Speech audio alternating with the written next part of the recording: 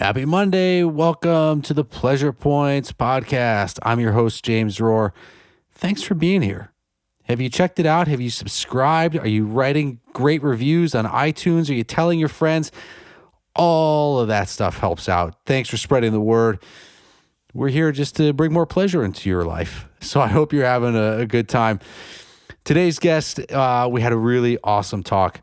His name is Ghadry. He started off as an acupuncture client of mine, and he'd come in and we'd have these great conversations. So I asked him to come on in and record an episode with me so that we could spread the love here so that everyone can benefit. Samer is a musician. He's a drummer. He's got a new album coming out soon, but he's also recently been studying sound healing, which is something that I really wanted to talk to him about here. So he's opened up a new sound meditation healing center right here in Brooklyn. It's called the Tone Center, and you can follow them on Instagram at Tone Center BK. That's at Tone Center BK.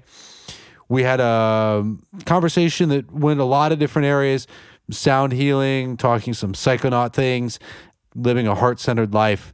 He's really a passionate man who cares a lot about his community. So I hope that you will enjoy the episode. Reminder that this episode is brought to you by my very first sort of sponsor, my fiance, Jennifer Panza, who is the brains and the beauty behind the Instagram at the Oilgram. That's at TheOilgram, at the Oilgram. For all of your doTERRA and essential oil needs. I use them for just about everything with my clients, with myself, with my son and family. We smell great, we feel great, and check it out at the Oilgram to get all of your health and wellness needs taken care of and to have more pleasure in your life. Smell good, feel good, rub them on someone else, get a little weird. Enjoy it. All right, and so without further ado, thank you again for being here, and let's invite Samer to the podcast.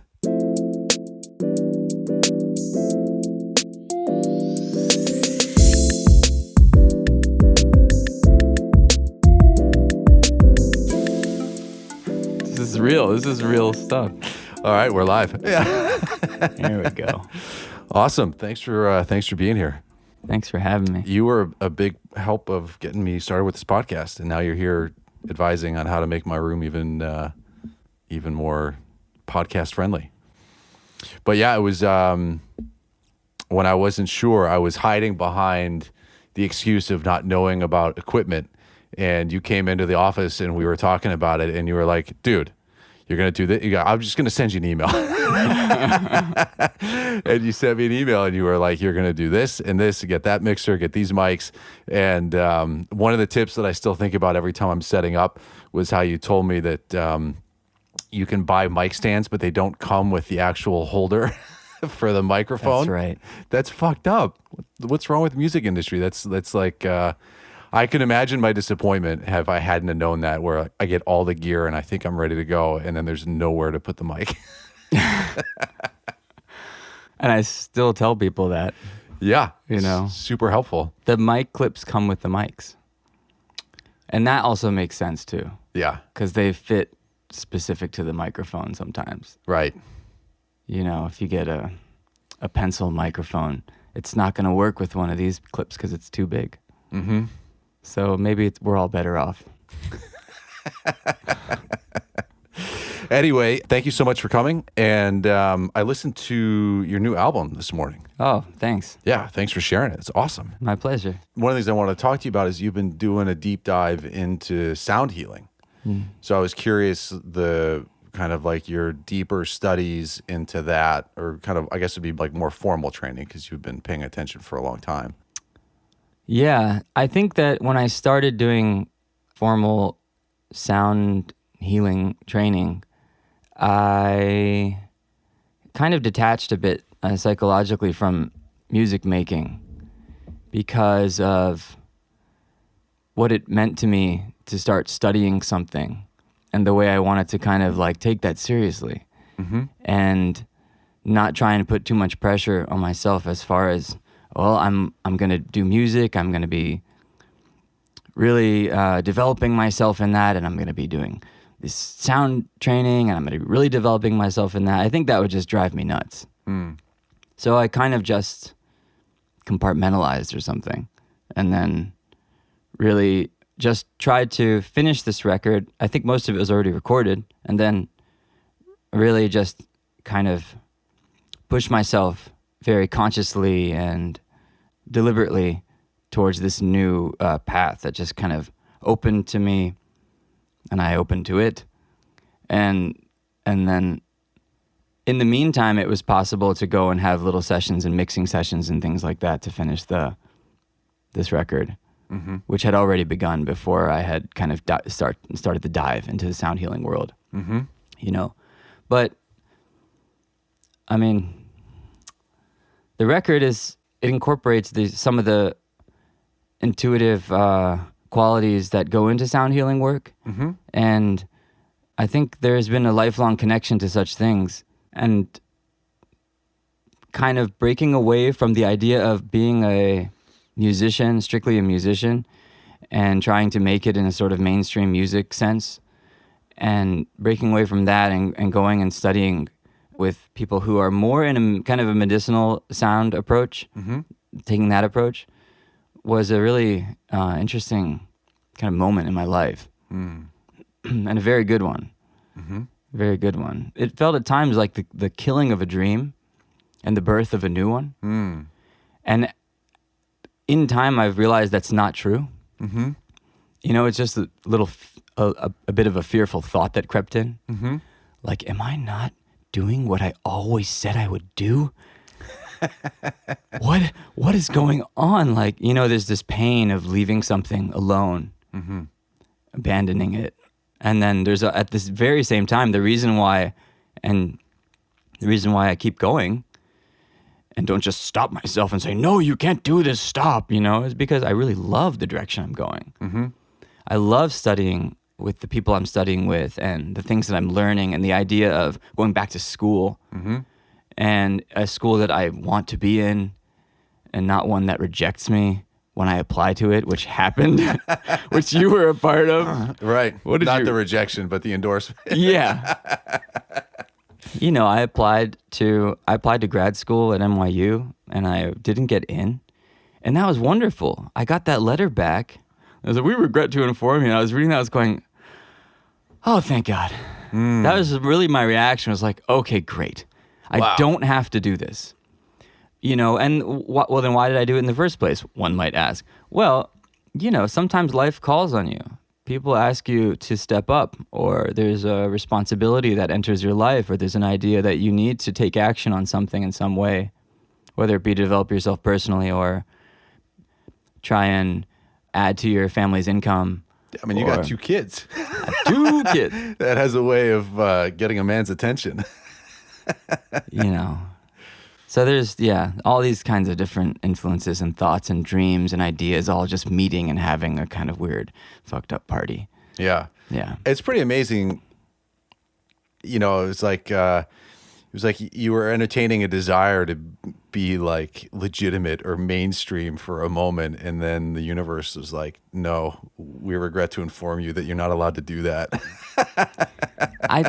Keep pursuing the artistic life and bring music, in a variety of forms to help people to awaken. I mean, our conversations for the last few years, I feel, have centered so much around the common desire to connect, like heart to heart, and to bring a level of kind of honesty and illumination to people, and to especially men as well, to be like, hey, the kind of the old idea of manhood doesn't have to apply anymore. I agree. And to be really honest about it, I never truly set myself on any sort of mainstream music path, ever. It was only one of those fantasies that you get that sticks inside you since you're a kid because you see it out there. And you want to do it. You want something about it. You don't want the whole thing necessarily, if you're honest with yourself. You just want some of the glory, the fun, those parts of it that seem fun. But why did I never make it, let's say, is not even important, but just to ask that, it's because I never really wanted it. I didn't really want to do all the things that would put me in that position, I ain't no Bruno Mars. You know what I mean? A Right. part of me, can relate. And I'm sure actually people listening, there's a lot of us out, who just have these parts of ourselves that we love to show. We love to create joy and celebrate and bring that to other people. And that's what entertainers do. But, there's only a few kind of positions available in that job, That's a pretty humbling kind of realization or assessment. Did you have that level of honesty with yourself from the beginning, or did you recognize that you just weren't doing all of the things, or is that something that you developed over time, or having some hindsight and to be like, well, I wasn't really as committed as I needed to be? Oh, definitely both. Yeah. You lie to yourself and you're honest to yourself at the very same time. And it's wild. And you just, hopefully you wake up from it at some point. And you can and I think that's what moving into that's what this deliberate decision to like go in another direction, it lands you in this better place of realization where you don't even have to answer those questions or think about that whole trajectory with any sort of pressure. You release the pressure. So whatever actually died was just the pressure of like, did I not do enough? Am I not cut out for this? And blah, blah, blah. And all that stuff like just doesn't matter anymore, Because I was always doing, at least in majority part, what I always wanted to do. And now it just feels more like that. Yeah.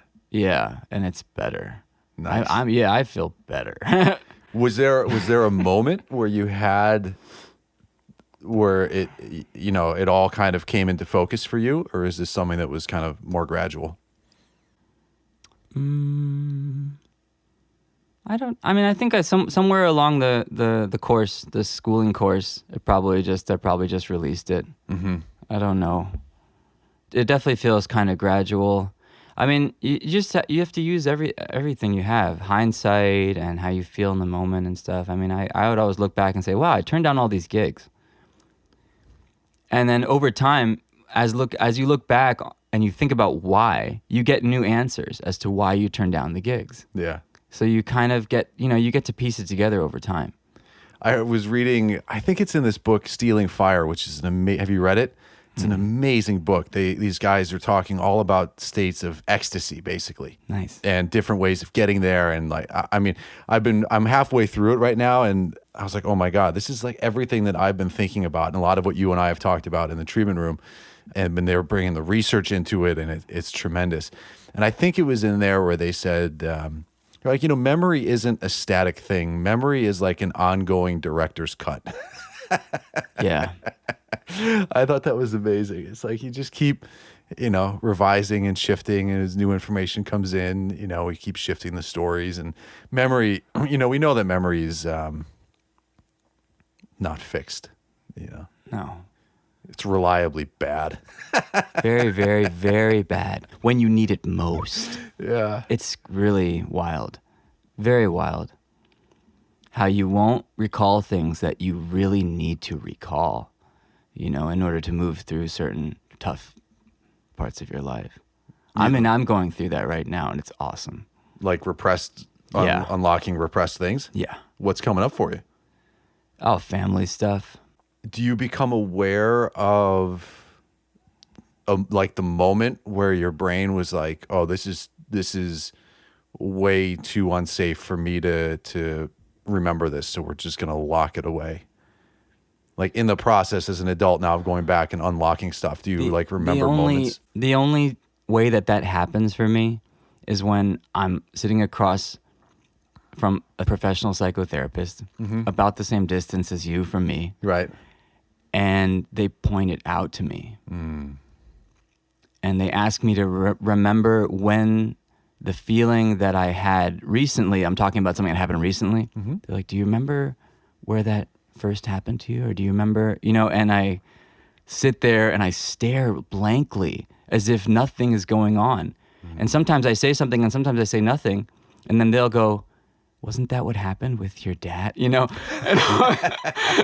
I'll sit there in disbelief, like, what?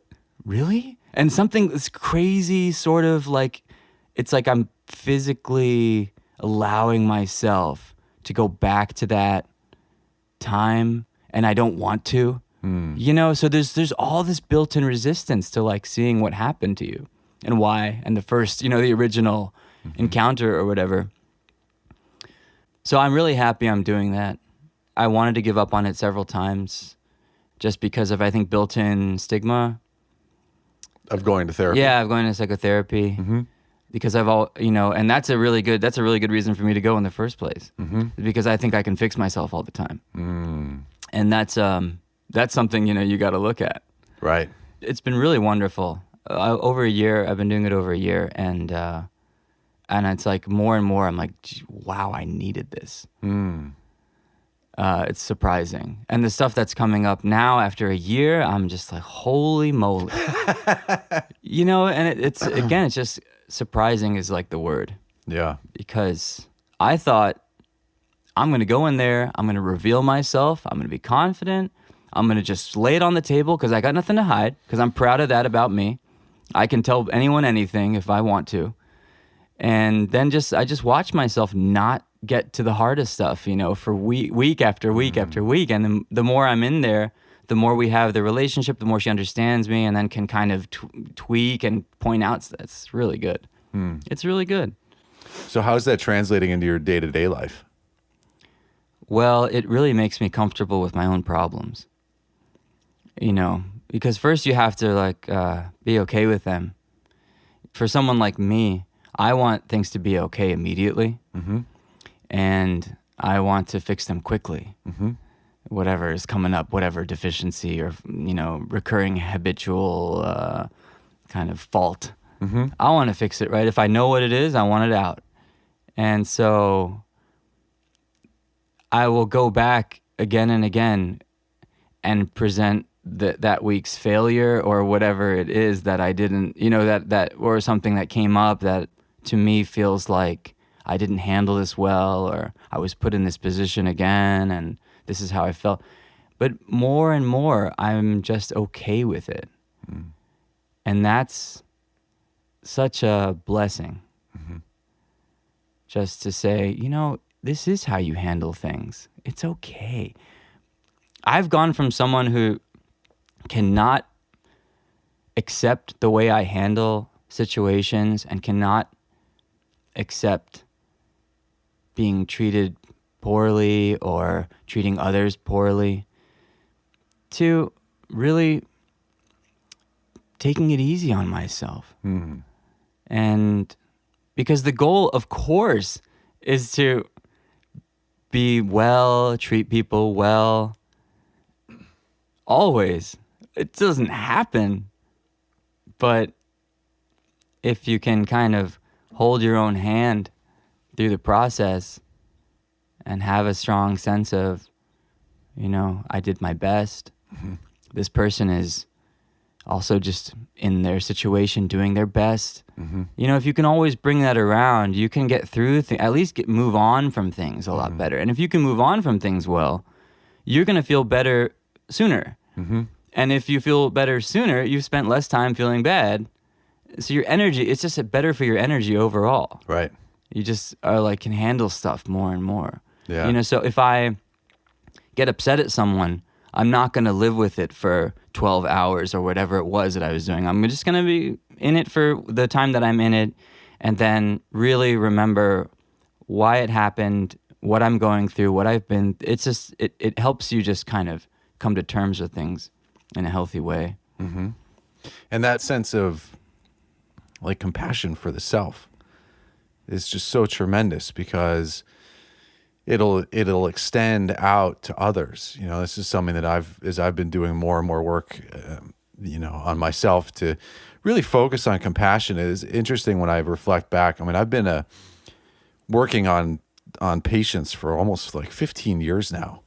And it's really just been the last few years that I've thought at all about compassion, which could sound crazy. You know, it's like the motivation and the energy that I bring in a treatment room with other people, it just wasn't, I wasn't consciously thinking about compassion. I think people would say I was compassionate, but it wasn't there. And I was talking to a client the other day who she's had struggles with her relationships, and I was asking her, I said, what happens if, like, when you think about being in a relationship, what is your biggest fear? And she was like, well, I'm afraid of losing my freedom. And I was like, well, what would that look like? She's like, well, right now, if I want to go to McDonald's at 2 a.m, I can do that. And I don't get judged. No one's telling me that that's terrible. She goes, I can just go. And, I'm no stranger to fast food. I checked out Shake Shack for the first time the other day. Me too. Pretty good. And I was like, well, it's so interesting that your first thought is that your partner is going to be critical. I was like, I can imagine a partner that's just like, fuck yeah, let's get some French fries. And, and she was like, well, that's just because I'm critical of myself that way. Right.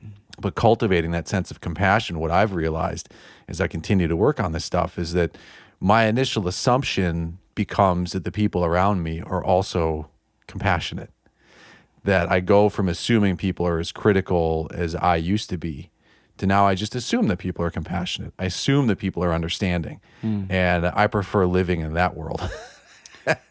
I'm jealous. Not there yet. Baby steps, baby steps. Well, isn't it okay? I mean, I'm going to tell you it's okay that, to see things just as they come. I don't know. Because folks are all over the place. Maybe this is just where I am in my whole process. Mm-hmm. Folks are, bringing whatever they're going to bring. Mm-hmm. You really never know. And it's, I guess I'm just wired such that I want to be prepared. Mm-hmm. And not expect compassion. Mm-hmm. And even be okay to fight, so to speak, Mm-hmm. with compassion, because that's what the moment demands. Mm. I don't want to be let down Mm-hmm. when person X doesn't show compassion. Right. But more and more, do you ever feel this way when you walk in a big crowd, like in the subway or something? You see all of these faces going by. Do you ever feel like you love every single one of them so much? Or at least just at some baseline level of love? Mm-hmm. Do you ever feel that? Maybe once. I see these faces and I see every one of them like it's someone I know. Mm. And I'm ready to engage any one of them. And I don't know if that's a thing that's happening in some sort of a cosmic shift type of sense, or that's a personal thing for me, or whatever it is. Yeah. I've always felt connected to humanity. Like anybody. Anybody can come into my circle and I'm good with them. Yeah. I've always felt that way. And then life kind of teaches you that people are going to come in and really mess you up, And that's where some of that stuff ends up getting buried when you get let down like that, at least for me. Right. But I think that meeting people, it's like that, just sort of being open. I've really done a lot of work, especially recently, to stop assuming the worst.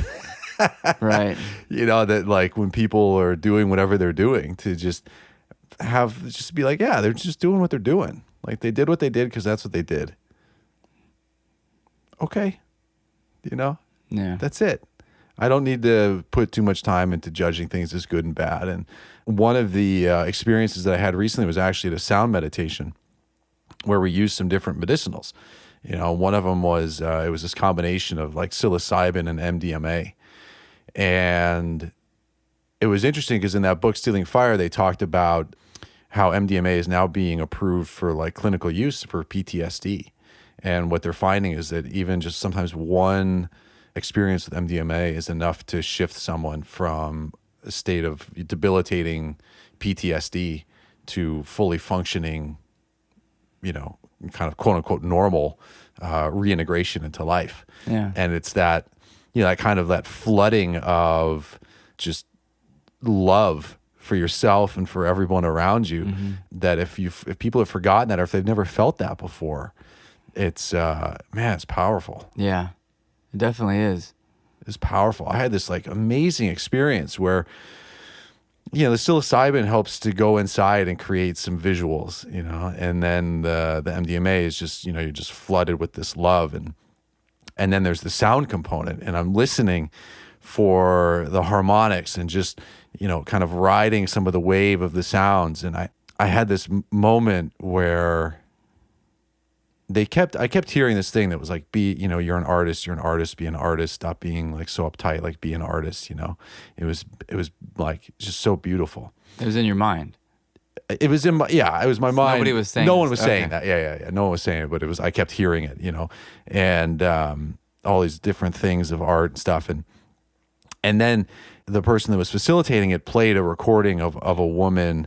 I don't know if it was like Sephardic or what, but it was it sort of sounded Middle Eastern, where she was just singing, and it was, I was in an altered state, but it was completely transcendent for me. Sure. And I started thinking about my ex-wife, who's an opera singer, and I felt this like flood of compassion and this deepening of an understanding of her as an artist and what that means to live an artistic life. And I was thinking about, you know, all of the anger and the frustration that I would have sometimes when we were married. And I found myself in this meditation just saying, I'm sorry. And it was this profound sense of not being able to understand in like, I don't know, like a full throttle way of the struggles and what her life might be like as living as an artist. And I don't know. I'm changed. I'm like transformed after that experience. And I didn't expect, like kind of like your experience with your therapist, like I didn't expect to go there. I thought, you know, my intention was to work on some other things. And man, it was the best thing that could happen to me. Yeah. That's good, you know. Something that you maybe needed to deal with and you weren't dealing with Totally. before, you know. Totally. Yeah. That's so cool. And Was this was inside? yeah, we were inside. And so And they had like a PA system or stereo or something like that? he had, I mean, it was like 5.5 hours, and most of it was this guy playing live instruments. Okay. But, you know, he needed a break. Well, I think he wanted to introduce the element of you know, vocal stuff. Yeah, and it's so fine he to put hear it a over nice the thing. recording, sure. Yeah, and I it mean- was like, I mean, like I said, for me, it was just something beyond. And I couldn't imagine having that experience in traditional psychotherapy. I can imagine getting maybe not. somewhere, but not like that, you know, where Yeah. that sort of that pure flood and celebration of like her as an artist. And Yeah. I was just like, wow, you've got to sing, you know. It's like and at some point I was thinking about you too, where I was like, I wonder if your wife would have this kind of thing. I mean, anyone that's married to an artist, you know, to have like that moment where it's just like, yeah, you have to create. Like not creating is not an option. Like not creating is basically dying. Yeah, well, you know, let's just shoot her an email next time one of these events comes around. Yeah, I don't know. It was Don't tell her about the drugs. right. Just drink the Kool-Aid. There's going to be some Kool-Aid. and Don't there's mention some the 5 nice hours. music. Just say it's a kind of, I mean, what would bring her out? I don't even know. She's so busy. Yeah, who knows? And it's, you know, I guess it's, you know, it's not for everybody, but yeah, I'm just really thankful. And then, did you get a chance to go to the Guggenheim yet? No. Yeah. So then I went to the Guggenheim and saw that woman's artwork, and it was like, Wait, this isn't the same day? no, no, that would have been a hell of Come a on. day. No, Just no, say it like, was. It was like 2 weeks later, and it was, but I was still feeling like in an altered state. And then I was seeing how this woman, Hilma af Klint, how she was like doing these seances and then creating the paintings to try to bridge that, you know, create that bridge to the invisible, you know. And it was that kind of commitment to that artistic life. And, you know, with you now doing all the sound stuff that you're doing and having sound workshops at your place on Wednesday nights and, whenever. It's like, I really respect that, appreciate that commitment, I'm just kind of what you're putting out into the world. I love doing it. I really do. And if it turns into something that I can use as a way to support my family, that's wonderful. It keeps me creating and feeling free. That's amazing. So I've been using this space as a gallery, and now I realize that with all the recording equipment I have and instruments and trying to take this place, turn it into a creative arts center, like a healing arts center, I can use all my skills that I've been, maybe not drumming, but I can really bring almost everything that I've been learning and thinking about into this space. That's really cool to me. There's a lot of fear of like, what am I gonna lose if I get off this one track and jump onto this new track? There's a lot of like, I don't know, but something was like, do it. There is that thing, when something is, you're called and you don't feel resistance. A lot of, people I've been connecting with nowadays, they think in these ways. And it's true.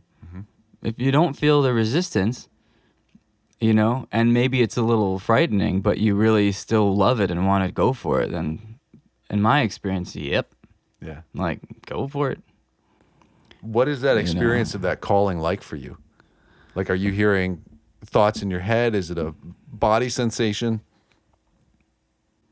I guess it's a sort of mental euphoria, not a physical one. It's like a state of, like, yeah, like that kind of a feeling. Nice. Or you just go like, really? Can I? Like, can I really do this? Like, yes. It's a possibility for me. Really? Like, holy crap. That's kind of how it felt, I went to a weekend sound healing school workshop in the area, and I was like, I think I'm cut out for this. Like, I think I like this. I like this a lot. I like the language. I like the attitudes. I like the community, the energy in the room. There were so many things that I was like, where has this been for me? It doesn't exist, in a more traditional musical environment all the time. Maybe it does with some musicians. And I think now I'm finding those musicians more, or I'm helping to create that atmosphere more.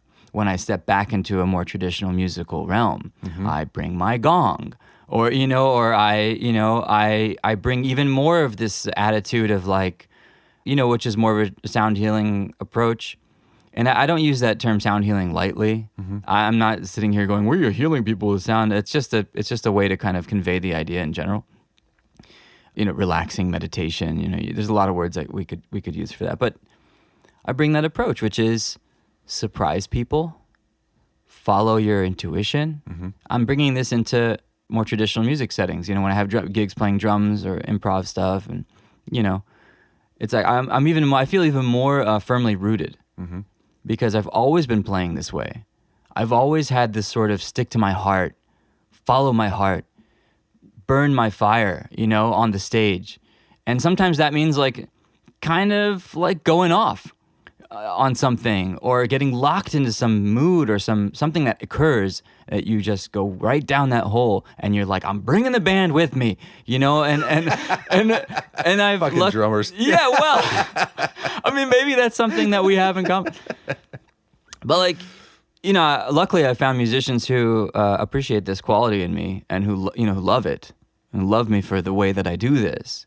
And so again, just being blessed to have conveyed myself to others, developed the relationships with those who have mirrored it, and then kind of hung on for dear life through all of the miscommunications and all of the dysfunction that I also bring along, or over those years, all the crap that I've shown because it's been a part of me, and just hung on. My friends didn't leave me, and I'm still in the band, so to speak, and kind of still have a shot. And so with time and with effort, it's like a refining process. I refine all the aspects of myself that I can possibly see, then return to the stage or and then go and do a sound bath. Now I'm doing sound baths. I've done, 10 in my whole life, but there's been a whole lifelong kind of preparation towards this kind of work, whether I knew it or not. And with every sound bath, I feel more comfortable, Okay, cool. Okay, I can do this. That's sort of like, I'm gonna screw it up. They're not gonna invite me back. Like all these things, this is just for whatever reason, it's a part of my internal stuff. Right. From whatever my dad did, it's true. Something where, something was said where like, you can't do that. You should better off doing this. Right. And boom. Yeah. Like cursed. Yeah. Now I don't think I can do it either. Thanks, Dad. Right. And he apologizes today, but still I have to go back. I have to, he can't fix it. Right. Nothing he can say can fix it. Right. I gotta massage it out of me. Yeah. In various ways. Needles. Needle self. Being one of those ways. Yeah. What instruments are you using? Crystal bowls, Himalayan metal bowls, Biosonics tuning forks, a gong. I have a gong, a 30-inch gong, which is incredible. Yeah. And some other things, and more from the kind of shamanic realm, shakers and it's not a conch, but it's a syrinx shell. It's this gigantic shell that you can make a sound out of. Nice. Have you gotten those the Koshi chimes? I have 2 Koshi chimes. Yeah, I love those things. They're amazing. They're amazing. I've got 2 in my office now, and it's just like they're so versatile. Oh my God, I love it. I love it. It's like and they're made in France. Yeah. You better believe it. Yeah. Seems like everything cool is coming out of France. And then have you used what are they called? Like a Shruti box? I have a Shruti, man. That was my first purchase. Dude, those things are amazing. That was my first purchase. Yeah. I mean, you know why? Why? Classical Indian music, ragas, harmoniums, singing. Yeah. Yeah. I was a no-brainer. I saw that thing. I was like, Yeah. and I saw people around me being like, what is this? Like, I'm not sure if I want one. And I would just be like, okay, fine. Yeah. Maybe I'll try to convince you. Maybe not. Whatever. I'm getting one. Yeah. Because there was no doubt about that. So beautiful. There's a book that how did you know about the Shruti box? Dude, I've been diving into these sound things for a while now. Yeah. So I've seen them, and let me see if I can pull it up here. There's this book that I want to read because at the sound meditation that I did last time, this guy gave like a 7-hour. He gave like a 6-hour lecture before we even did the meditation, which was great. But he was talking about. Were you all on drugs at that time? No. Oh, okay. No, we're just listening. But he had a way. It was awesome because it's like, oh, he's going to lecture, but then it's like I realized I was like, oh, this is part of the trance. Like is like this very deliberate sort of separation, mostly from your phone, and like it was a great preparation for the ceremony. Nice. But he was talking about this book, how equal temperament ruined harmony and why you should care, and he was explaining the difference between equal temperament music and like ancient traditional music, and how I'm going to butcher this, but something about how equal temperament music just can't quite, like the harmonies can't quite resolve.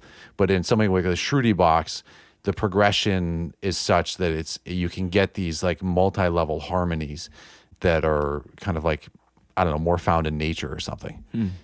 Again, sorry, people that are listening. I don't fully understand the intricacies of it, but he was drawing this comparison between the music that we recognize as like pianos and guitars and basically Western music with like old traditional music, and the power that old traditional music has with these ancient instruments and the multi-layer of harmonics, I guess, as being much more effective tools for healing, awareness, transcendence, kind of harmony that you just can't get with pianos and guitars with, this kind of standard tuning.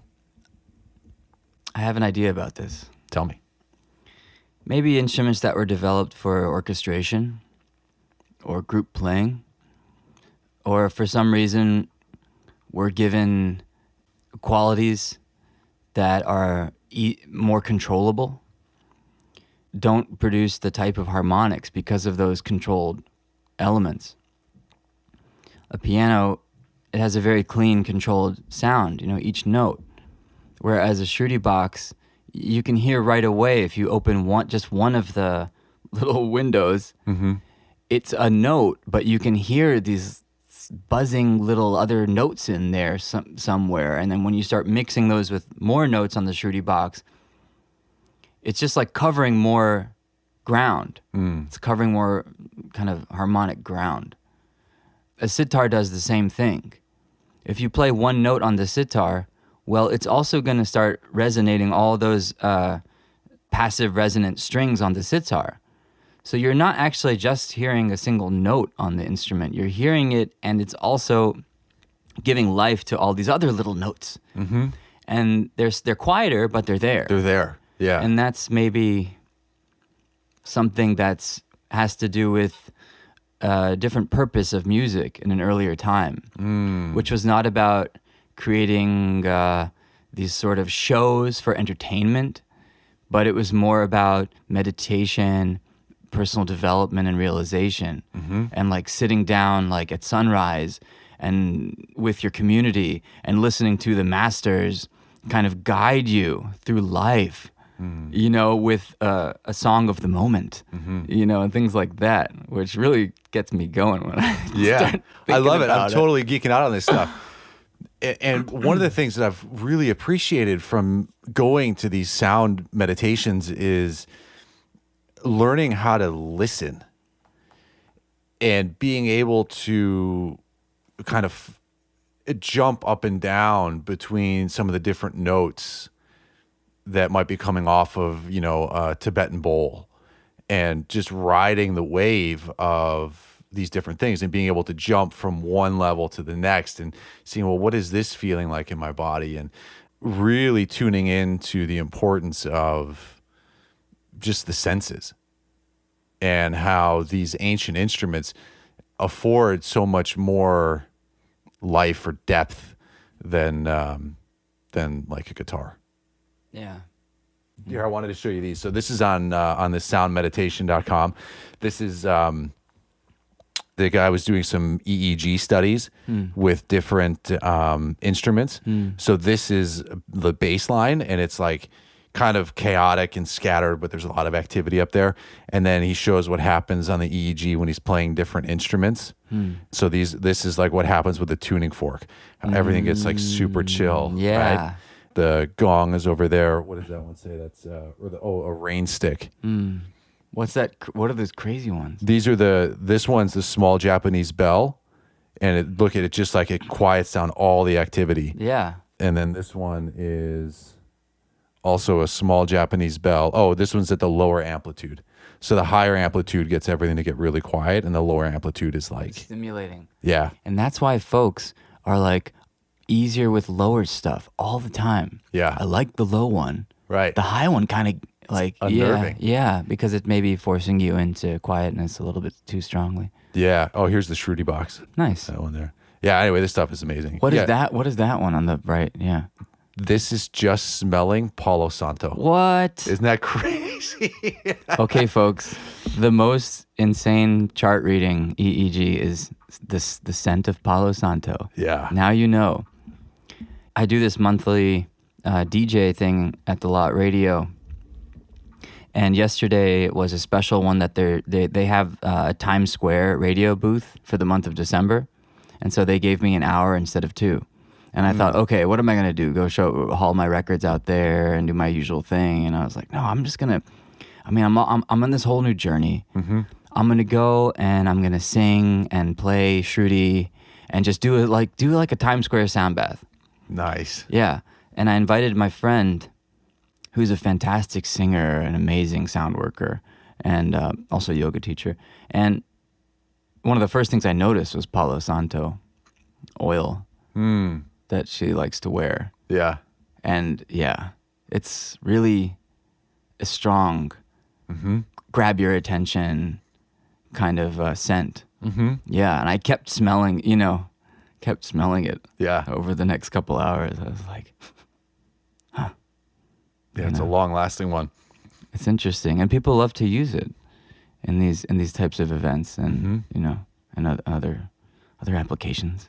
Yeah, I mean, I've been totally digging the essential oils. Been doing the essential oils for a couple of years now, but recently I've been really I realize now what I've been doing in the last year especially is just really awakening my senses, taking the time and the effort to pay a lot more attention to my environment, how things smell, how things look, what am I hearing, what am I watching, what am I ingesting, and really trying to create an environment that nurtures enjoyment of the senses, you know. And I liked what you were saying with as you were studying the sound healing techniques, it provided an environment or a context for your music in a bunch of different ways. And that's the importance of having that kind of support. And what we're listening to creates a certain kind of support. What we're smelling creates a certain kind of support. And, people travel with the earbuds and, headphones all the time in New York. It's like hardly anyone is listening to the trucks. And part of why I love the essential oils is that because you have an on-the-go pattern disruptor or an invitation to come back to, okay, what are you smelling? Like bring you into the moment. But then there's also the effect that it has on the brain. These molecules go in, they penetrate the blood-brain barrier, and there's a physiological change that happens whether you're consciously paying attention to the scent or not. And that's part of the power, I think, of these sound meditations too, is that if you're laying there, even if you fall asleep, the sound is moving through you. There is a resonance that's created. Your body, your cells are going to have an experience, even if your waking consciousness isn't really checked in. There's nothing you can do about it. It's like if you ingest a pill or something, like your body's going to do something with it. So pay attention to what you're listening to. Yeah. And that goes for our internal dialogue, right? What are we saying to ourselves all day? All of these things create a certain level of entrainment, I think. Yes, entrainment. We try and recommend that folks don't fall asleep. Right. They're more than welcome to. It's their $20. It's Yeah. But there's different types of work you can get done in these situations, and you don't want to be busy-minded. And falling asleep might be just what you need. But there's that theta state, that dream state, which is kind of closely tied to the hallucinogenic kind of world of the subconscious, and where you can have visions, where you can have profound experiences, or get messages, or tell yourself messages. I mean, my first real official sound bath was a tuning fork sound bath with just tuning forks. And I was skeptical of the whole kind of thing. I was like, it's just a fork, man. And that was, I'm not too proud to admit it, because I know now that these are like incredibly powerful instruments. But I walked into it just being like, what are we doing? Right.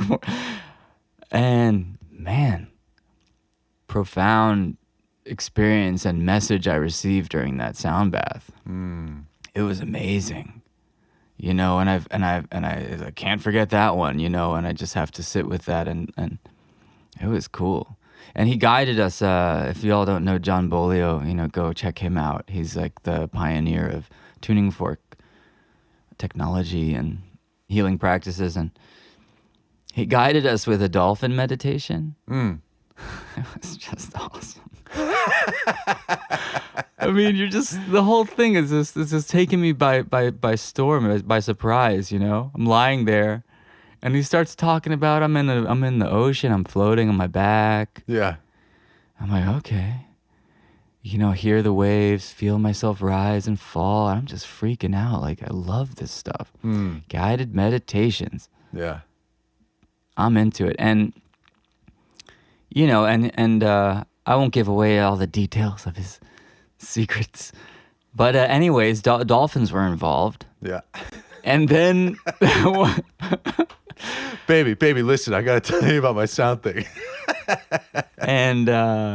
And then they start, you know, sounding the forks for the next 30 minutes or I don't know how long it went on. Mm-hmm. But he has these protocols all lined up and they were doing one of them with just maybe four notes. Mm-hmm. And somewhere in there, his voice appeared in my head like he was talking to me. Mm. And I see a refrigerator, like a dorm refrigerator, which was the door was open and there was nothing inside it. Mm. And above it was a counter and all of the food that was in the fridge that would have been in it was up on the counter.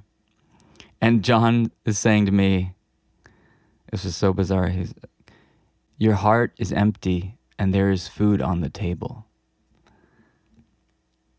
Wow. It was like, boom, just this image and the voice, and I was kind of flattened. It's like, what the hell does that mean? Kind of cryptic, you know? And I said, my heart is empty. How do I interpret that? Mm-hmm. Is that good or bad? Because that might be wonderful. That might be sad, you know? And so I've been just rolling this one over. Yeah. And there is food on the table. My heart, the food, the empty fridge. It's empty. The fridge is my heart. What are all these things? But dang, man. You know, that was one of the ways I just started buying in, you know, to the work I was doing and the power of it and the power of the teacher, of the guru, of the healer, of the person who brings intention, energy, knowledge, wisdom, whatever that they are a kind of channel for, and then using the forks or using whatever to just kind of dose the room. It's been very revealing to me and of what is possible and also of what I have yet to learn. And that's been very exciting because it's daunting, you know. I'm like, I'm doing a sound bath, but I can't do what John does. Like he brought the dolphins and, you know. But again, these are all kind of welcome circumstances, challenges, realities. I welcome them. You know, I am who I am. I'm doing what I'm doing. And I really love it. Yeah. And I realize that I'm saying that a lot these days. And I guess a year ago, I don't think I was really saying that. You know, or 2 years ago, I didn't have anything to say that about. So just being here is really phenomenal. It's really phenomenal. That's fantastic. Yeah. That's so good. And a bunch of things have come with it. You know, you get all these... I feel like once you go down that path with the most yes, you get all this other great stuff along with... I mean, hopefully. Yeah. You know, but for me, it's definitely... I'll recommend it. Yeah. Go down that path. Interesting people I'm meeting, the ideas I'm getting that I can bring into things, the way I feel, my diet these days, my exercise routine, you know. One of the things I've done recently, which I'm going to share this with everybody, you're going to love it, is I started this thing called Toad School. I had been having trouble reading. I have all these great books, you know. I want to study, I want to learn, I want to move myself along in my knowledge. I have all these fantastic books. You get to that point where you're like, dang, I have all these books. Like, how do I even start? I don't know if people out there have this issue, but for me, it's a real thing. I don't know how to start a book sometimes, or I don't know how to continue sometimes. I think, I'm not in the mood. I don't have the right circumstances, my head's not in the right space, I started a school for myself. It's called Toad School. I have to read 15 to 30 minutes a day. And I have an accountability partner who's not necessarily in the school, but that's a person who I will tell every day, or they'll inquire with me. So it's this thing where I'm being held to a certain standard that I set for myself, and I have, using this technique, I'm not afraid of picking up a book and reading anymore. With kids, with all the things that come along and distract me, I have all these reasons to not start something. So I just said, hey, I'm in school for this and that. Why don't I just make another little school over here on the side? And that'll be my book reading school for myself. And anybody can join. Y'all out there listening, you can all start your own little Toad School or just join mine. All you have to do is find someone who you feel comfortable, you can tell this about, and that they're excited to make sure that you do it, because I love to do that. If someone comes to me and says, hey, I really want to do this to better myself, I get incredibly excited. I'm like, oh boy, this is going to be great for you. And if it's great for you, it's great for us. Right. World is growing. It's part of this whole thing that you just got to help to make it happen any old way. Well, there you have it. Now, if somebody is listening to this and they've never been to a sound bath, sound meditation before, well, what advice would you give them as far as like what to listen to, or, how to show up? What is it, First time is usually fantastic, as long as, just because of the newness, the freshness, the sounds you haven't heard before, the way that you haven't heard them played together. So that's always nice. So more than likely, I very much hope you'll have a great time. But you may not, and that's fine too. Don't give up. Just relax your body. That's my real recommendation. If you can't, talk your mind down, that's okay. Just really get into that floor. See where you're holding tension in your muscles. Try and just put it all into the ground. And that'll kind of at least get you into a place where you're not fighting yourself on the physical level, as sometimes we do. We just are tense in certain places for many particular reasons. So just do yourself that favor. If you're going to lie there, you may as well just really relax, and then just enjoy it. It's a real pleasure. It's like a treasure of sound, hopefully.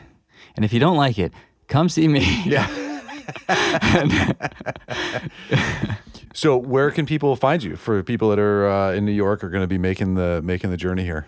Every Wednesday I do sound baths at my space. It's at 339 Bedford Avenue in Williamsburg. And the best thing to do probably is just email me and let me know you're interested. It's 7 p.m. every Wednesday. And what's your email? My email is tonecenterbk@gmail.com. And the space that I'm starting, it's still taking shape. I'm transitioning from running an art gallery, so it's going to be called Tone Center. Nice. And still putting together the pieces, getting my crew assembled, because I want to introduce lots of different classes. Qigong being one of them. Awesome. A very basic roots Qigong. Great. Based on sitting, how to sit, how to stand. Yeah. And other types of classes, maybe like a vocal toning class, and just kind of trying to assemble the team, the squad, to bring a really cool kind of diverse kind of offering of classes. So I'm doing sound baths every Wednesday. I might expand that as things roll along, and I also have all these wonderful instruments, and am very much looking forward to treating people one-on-one, if that's something that folks are more comfortable with or want, because you get a lot more vibration directly into your body. It's very relaxing and very wonderful. So I do that as well. Do you put the bowls on people? Oh, when yeah. You do that? Yeah. Isn't that amazing? It's so good. I mean, unless you just say don't do that, Yeah, that's going to happen. I think the vocal toning stuff is also, it's fantastic. I mean, with some of the ceremonies that I've done or the meditations, when the gongs are going, they'll have opportunities sometimes for people to like just kind of scream and yell and hit this big crescendo. But even bringing it back to the album of yours I was listening to this morning, at some point when you were singing, there was like, I don't know, I had this like visceral feeling of like a catharsis happening. Was it like kind of midway through? Yeah, midway in like the rockin', to like in the rockin' track. Uh-huh. Yeah, that is a track of catharsis. Yeah. I have a lot of that. Riding that. It was great. Yeah. I have a lot of that in me. Just so happens to be the case. Yeah. I have a lot of that in me. That's powerful. There's a lot of people do. And creating, for us to just talk about it and to create spaces for people to not be afraid of the stuff that's inside, to not be afraid to journey. So if you are in a sound meditation and some crazy image comes up, of an empty refrigerator or whatever it is, to just like to honor that, to recognize that. There can be plenty of time later if you want to discount it, but in that moment, take it in and don't be afraid. It's okay. Like the sound bath will be over. Like the journey will end. Yeah. It will. Well, it doesn't end, but it shifts. And you will be loved and nurtured, and there will be places to support, and But I think our duty always is to just be aware. And there'll be time later if we want to dissect it and share the story. But something that I've been really working on, again, as part of this awakening of the senses, is just to really be aware. And I noticed in your story about your heart is empty, I saw myself go to like, is that good or bad? And then I watched myself be like, why am I judging that as good or bad? It's just the heart is empty. But I love kind of watching these different waves of things. And I'm proud that I don't get fixated on that question of is that good or bad. Instead, it's just like, oh, that's an interesting, isn't that interesting? Part of my brain goes to this place of like, is that good or bad? Yeah. Instead of like, it just is, it could true. be all of it. Right. And it could be good or bad. Yeah. Like that's okay too. Right. If you pick one of those, Yeah. you're going to have to deal with whatever comes from that. Right. The choice is yours. But it's like dreaming, It's like dreaming. Do you consider it a nightmare just because something bad happened? Does that mean you want to shove it down and put it away? Or can you just say, you know what? Am I willing to look at this further? And why? And I mean, I'm just that kind of guy, I want to know what that meant. I want to tell somebody, maybe based on some intuitive sense. I pick a person who I tell the dream to. Remember I told you the dream I had with you in it? I didn't have to tell you that. I could have gone and said, James going to think it's weird. Like, what'll this do to our relationship if he knows that I'm dreaming about him? And, but it's like, what do I have to lose? And also, I'm just a weird guy with, weird stuff. And look what happened.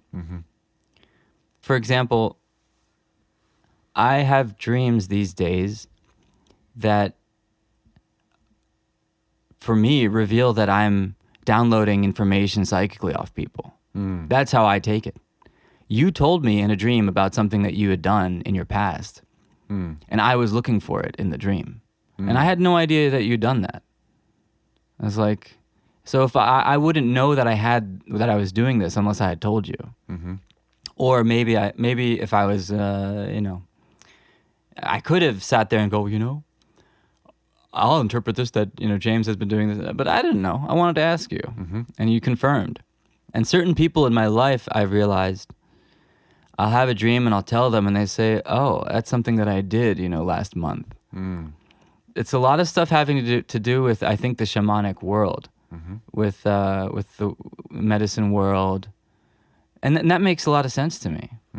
Because I feel like that's just appropriate, because that maybe those are the kinds of attributes or skills you develop when you're practicing or thinking about or engaged in those realms. So very interesting. And that's a great point with developing intuition, is that, for me, I've been fortunate to be surrounded by people that I felt safe enough to share with them what I was sensing. And they were honest to give me the feedback to affirm that what I was sensing is there. So all of a sudden I went from feeling kind of weird and strange to now it's like, oh, wait, I'm actually getting some intuitive things here that are true, that are rooted in some version of reality that is recognized beyond just myself. And I think it's hard for people to develop a good relationship with their intuition if they aren't getting feedback. It's so easy for intuition and fear to get confused. And part of the way out of that is getting feedback, especially about things that are not necessarily that emotional for you as the receiver. You know, so you have a dream about me and it's like, you know, this is curious, but it's not really going to profoundly impact your life. No. But you share it. And now all of a sudden it becomes, you know, an opportunity for us to connect.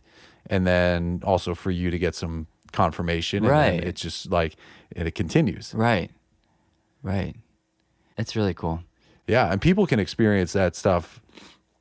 I mean, one of the most powerful experiences I ever had in a sound meditation was with Jen.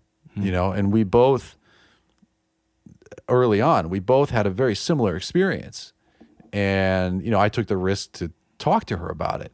And she confirmed that, you know, she was experiencing something very similar. And all of a sudden, it's like, it becomes this thing. I was like, oh, there's more going on here, you know. But if neither one of us had taken the risk, you know, to be honest or to share, you know, who knows what kind of relationships wouldn't have happened, you know, or what kind of connections or a deepening, not just of a partnership, but of within the self, that censoring of like, well, maybe that didn't happen, or, you know, I was just crazy. Yeah. Now, if you went home from your sound meditation and your wife says that the refrigerator broke and you saw all of the food on the counter, that would have been a whole other thing. My jaw would drop. Really would. I just go, what the hell just happened? Yeah. But I think things like that, you know, happen more and more in my experience. Yeah. Where I go, oh, I'm not surprised. I mean, I'm amazed. Yeah. And I guess surprised. Something cool happened to me last week on a massage table. I have this incredible friend, body worker, same person who does the Qigong. Great. And I've been in this process of trying to dig up stuff from my past and really connect with some of these like kind of sad old feelings, you know, that are really, really sad. And it's been working slowly but surely. I've been getting in there. And I showed up really confidently to this session, and I kind of knew. I'm like, whatever happens, I'm gonna go with it. You know, I'm kind of tired of like whatever.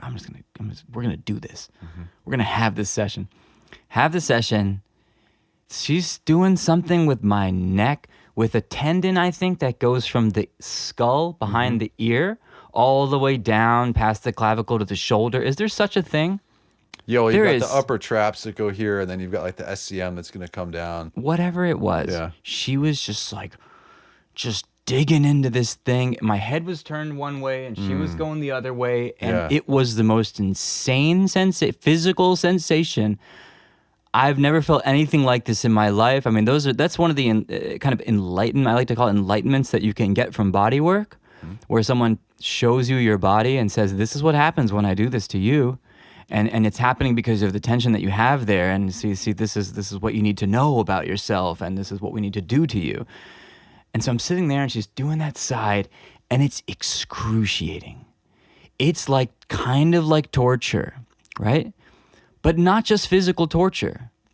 It's like some sort of weird psychosomatic torture. And I'm feeling myself just breaking down on all levels. I'm like, what are you doing to me? You know, and this anger and this emotion just starts just boiling up in me. I'm like, holy fuck, I'm gonna blow. And she did it like twice, and before you know it, I'm a mess. I'm just convulsing. I'm freaking out on this massage table. I was like I couldn't breathe. I couldn't breathe for I don't know how many minutes went by.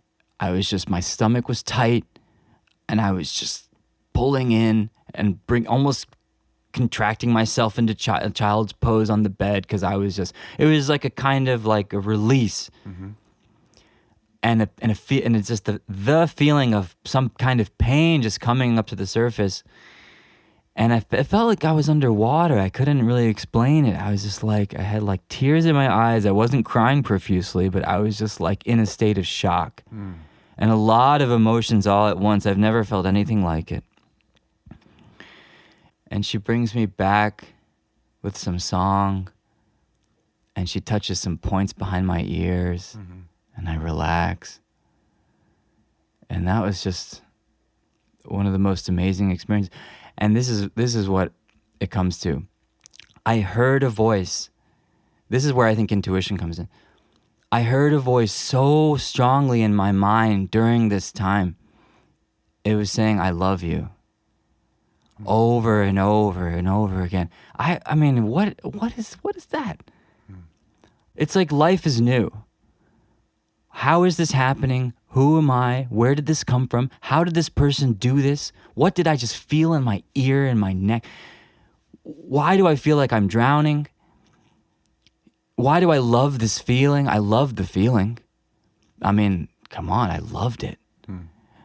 And I was there with it, and I was there for it, you know, for myself. And I was like, it's like, it was like some energy was just beaming out of me, you know. It was crazy. And I heard this voice, I love you, I love you, I love you. I was sure she was telling me that. I was 100% sure that she had tapped into my brain. And it was just, and I was fine with it. And I wasn't that surprised. I mean, it was kind of like, wow. Like, kind of like, woo. Yeah. But, you know, you can't really dwell on it. You're just feeling, and it's this wild experience.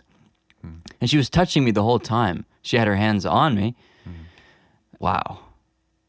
And that was one of the strongest sort of like proof, you know, or evidence to me of this power that people can attain and can share together. You know, you just gotta kind of, you know, bring what you have to the table and see what happens. And that, you know, you can relate that to like, how do you go to a sound bath? Well, like that. Yeah. I mean, right. This is not going to happen in a sound bath like that. Typically not, obviously. That would be interesting. But, you know, you just come and you say, I'm ready for it. And you kind of give yourself to the experience.